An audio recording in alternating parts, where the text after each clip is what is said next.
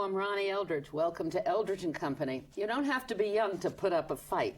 Joan Weil, a songwriter, cabaret singer, 76 years old, has written an inspiring story, Grandmothers Against the War. And she and the great actress and grandmother, Viney Burrows, are here to tell me, another grandmother, how those grandmothers and grannies put their anti-war effort together and took it on the road. So welcome to both of you. Thank you. It's wonderful. I certainly feel welcome. But you know, it's not only an inspiring story, it's a moving story and also a very funny story. It is. A good read. It's a wonderful story. I want to say, though, that you're a great grandmother. Yes, I am. So are you going to organize a branch? No. It is a wonderful story. It's got such spirit and such, and it is funny. You're right. So, Joan, you wrote it. It tells how you started it. This Grandmothers Against the War. So tell us more about it. Well, I'll discuss a little of the very beginnings. It really started with two of us, my friend Judith Cardesano and I, very quite scared, went out to Fifth Avenue between 49th and 50th Street, right at Rockefeller Center on a very, very cold day in January, with signs around our necks saying Grandmothers Against the War. We were very trepidatious because anti-war was not a very popular this was 5 stance. years ago. Yeah, almost 5 years ago. So 2003 we're talking about. Right. Yeah. So actually early 2004. So we stood there for an hour, quite frightened, freezing, but nothing really bad happened, and we came back. Next week there were 3, and now, after 4+ years, there are usually about 30 to 40 of us standing at the vigil every Wednesday afternoon, and we've never missed. Not one. It's Wednesdays at 4:30. 4:30 to 5:30. And at Rockefeller Center, right? On Right, Fifth Avenue, where the plaza is. We have never missed, no matter how bad the hot, how weather. cold. Snow, rain, gloom, dark of night, heat of summer. And you're joined by other people. It's it's enlarged. There's and sometimes people, Vets, the particularly, veterans the vets come every week. The Vets for Peace, that is. And people walking by join us, and many of them are from foreign countries, foreign tourists. But anyway, after about 2 years, I thought, we got to do something more than this. This is not getting us anywhere. So, Viney, did you know Viney before? I never met her. So I knew of her. You came to a vigil? Yes, afterward, but tell the story. Well, it just occurred to me that we perhaps might want to try to enlist. I had heard about a group in Tucson, Arizona, a group of raging grannies who did try to enlist, and they briefly were arrested. Enlist in the armed forces. Enlist in the armed forces, and they were briefly arrested. They weren't imprisoned or anything, but it was a huge story. They were on the Today Show. It was all over the world. So I thought, in the media capital of the world, New York, if we do something like this, we could make some big noise. So I started through email, thank God for email, reaching out to other people, and Viney, I don't even know how we got to you. Molly Club. Yeah, just kind of snowballed, and before we knew it, 18 of us went to the Times Square Recruiting Center to enlist in the armed services. I went there too. I remember seeing it, but you tell us. You were there? I was there, and then I went up to the police station. Oh, yes, you did? Oh, yes. Yeah. David Barbaro. Yeah. Frank Barbaro. Barbaro, Right. Yeah. So tell us about what the experience was like. Well, we felt we were, exercising our constitutional rights. We weren't doing anything. We tried to enlist, and they shut the door. This was right in the middle of Times Square, in that island where the recruiting office is. And so eventually the cops came, and someone in authority said we were going to be arrested. By that time, we were sitting down on the ground, and we couldn't get up by ourselves. It wasn't even easy to get down. It was even harder getting up. We had to have assistance. And I think the police were very, gracious and very kind. Very, very tender, they really. were. They really were. So we went to jail. It was so funny because they closed the poor young men, most likely, inside the recruiting office had no idea what to do. And they closed the door and they hid, I think, basically. They hid. We didn't think anybody was in there, but I saw somebody jump up from behind a desk and then quickly cower down behind it again. And the pictures also, when they brought the paddy wagon, and they had to help the women, and some of the women had canes, and somebody was in a wheelchair and walkers. It was quite a sight to see you all get loaded up. Then they took you to Manhattan North. Yes, 54th right. Street. Manhattan South or now North? Midtown? I don't know. I always forget. And they booked you then? They booked us and they put us in cells. Yeah. And then they released you? After 5 hours, 5 or 6 hours. Yes. But they took away everything we had. I mean, we were treated like the prostitutes and the petty thieves that usually go there. Oh, yes. Oh, they did with those plastic. Behind our Yeah, backs. I was handcuffed because the Diallo stuff. I got arrested at the headquarters when I was in City Hall. And yeah, right, those plastic things. And then they cut them to let you go. And my grandchildren have them now. They couldn't believe it. Anyway, so then it went to court. It became a case. It was a big case for we had a 6-day trial. Yeah. But the amazing thing to me was that, again, overnight, this story was an international sensation. The next morning, I got calls from a Russian anchorman and an Australian radio host. Japan was very interesting always. So it was a big story. So as a result, we became kind of a symbol of the peace movement and felt obligated to continue being as daring and bold as we could be. We put the war on trial because all 18 of us spoke, and that was really very moving because everyone said why they did it. Right. You know? Yeah. And each story was different, but each story was impassioned and true. Really, really tremendous. We had a wonderful defense attorney. Well, actually, we had two. We had the wonderful Norman Siegel, whom you know, and Earl Ward, his co-counsel. I know him too. He's great. Yeah, he's and they wonderful. were terrific. So then, but now the book is describing all this, but it's describing it basically through the members of the group, right? Yes. But you went to Germany. How did you get to Germany? Well, you know, it was because of the internet, I guess. We had quite a lot of entries. Who went to Germany? I went, Molly Klopat, 88 years old at the time, and Barbara Walker. The three of us went to Germany. We stayed with a wonderful minister and his wife, peace minister, and we spoke at several churches there, and they were so nice to us. We had a wonderful time. You know, Germany is the launching pad to go to Iraq, and there are many bases.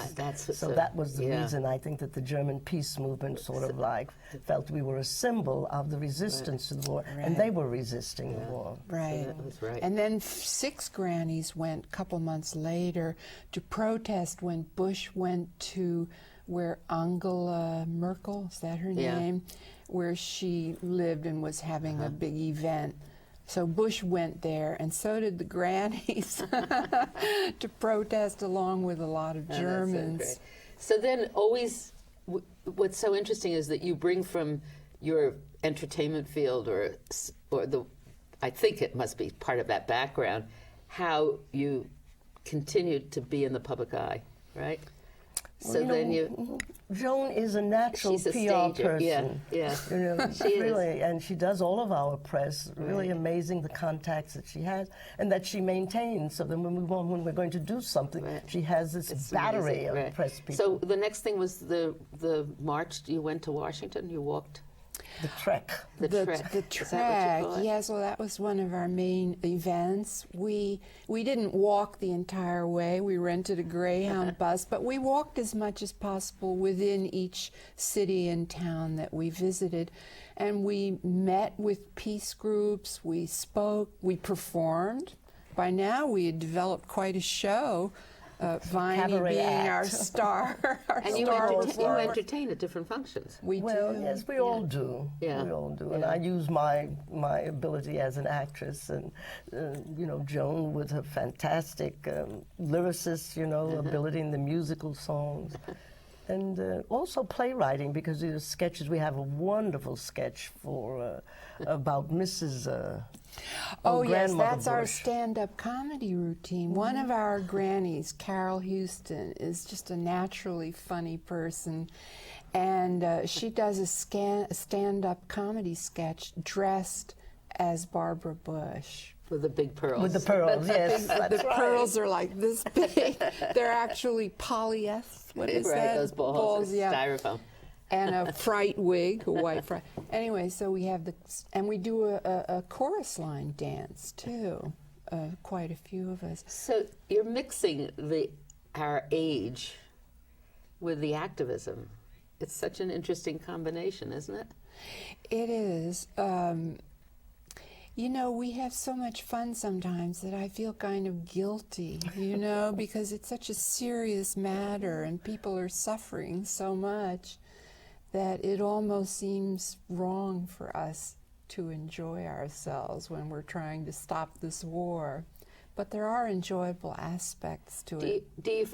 So you've maintained the basic age level in grannies?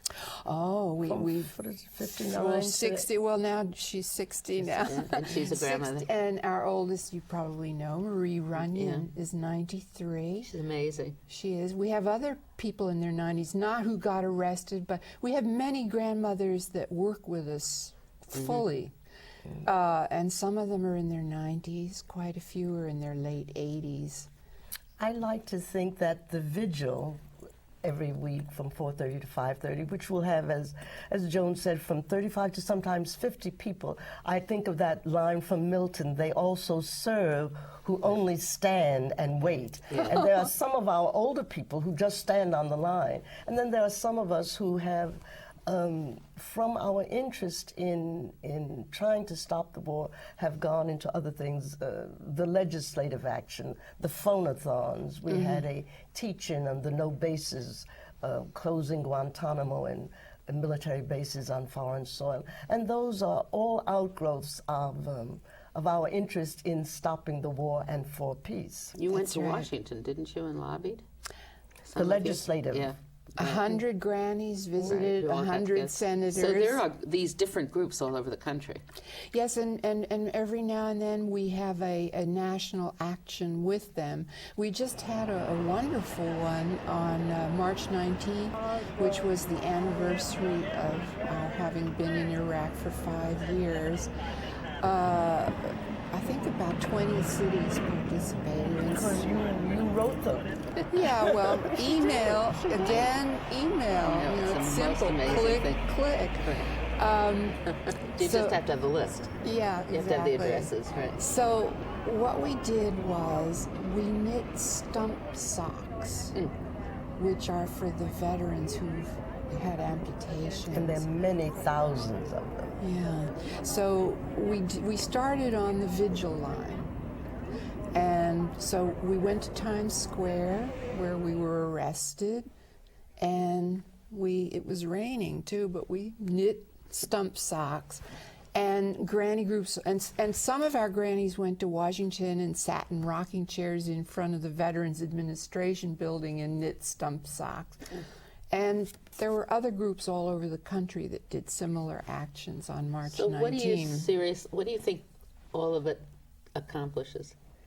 That is the big question, isn't it? Well, I would like Viney to speak about that. I think it raises awareness.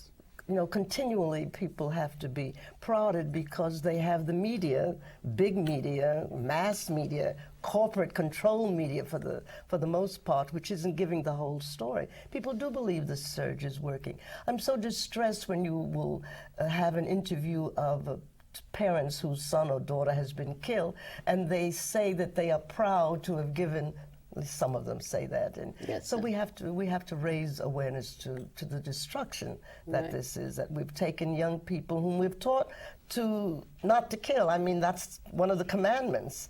And just like that, in 8 weeks, they go to boot camp, and then they go out and kill. What has happened to them? And they come home in such a terrible state. Yeah. Damaged. Yeah. Well, you can't measure our effect, but we have to believe, we do believe, that we send out vibrations. We don't know exactly where they're going to land, but we've seen over the years a change in public attitude. Yeah, I was going to say, when you said you started with 2 people and you're standing in a cold day, and people see you walking by, and as it expands, every little thing helps to increase. And we hear from people from all over the country. Grandmothers in little towns in North Dakota and other places saying, I hate the war, what can I do? Tell me where I can join you. And then again, it's better to light a candle than to curse the darkness. Oh. So that's what, it's a truism, but it's true. Right. And you can't discount the fact that there is a drop of water in that ocean. And yes, and out of it, you yourself feel that you're participating in something that's changing such a horrible thing. Yeah, definitely. Yeah. But it's very beneficial to people who participate in these things. It is.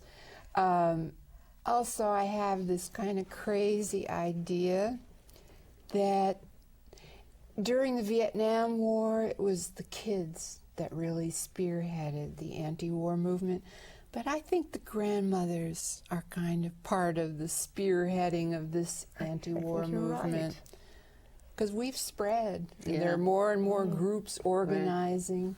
It's very interesting. Some have been influenced by what we did. Just as we were influenced by the Tucson Raging Grannies, other groups in Philadelphia and in San Francisco and Atlanta were inspired by what we did and have done similar actions. And then it's also, I think we can talk about what it means to have women of a certain age or over a certain age who are still active, who are still involved in living. Right. And that's so we're very an inspiration important for others, to older people and also to young people. Right. That this is what they can aspire to. That life doesn't end when you retire from the job or if you are a widow or when your adult children leave home. You are still a person with ideas and passion and conviction, and you have to use them. And impact. And impact. Yes, impact. And you also work with younger people. I mean, I remember Code Pink, young women standing on the line. Yes. They're wonderful. Yeah.